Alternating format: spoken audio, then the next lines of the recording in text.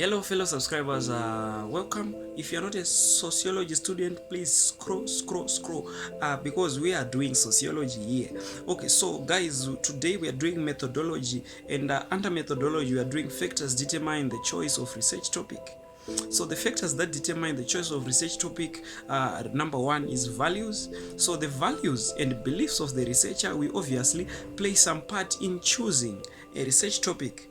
Okay, sociologists are less likely to spend their time and invest energy in areas they do not find to be important.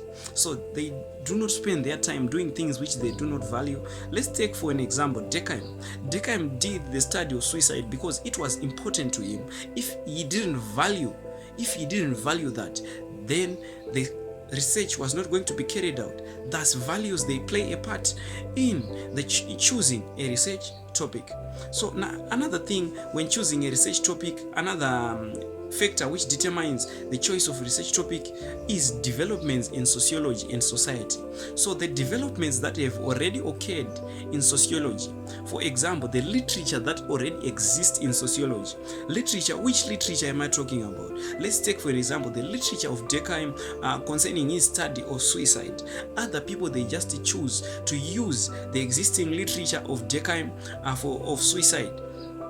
That can determine the choice of a research topic, just using what is already there. So the development in sociology can determine the choice of a research topic.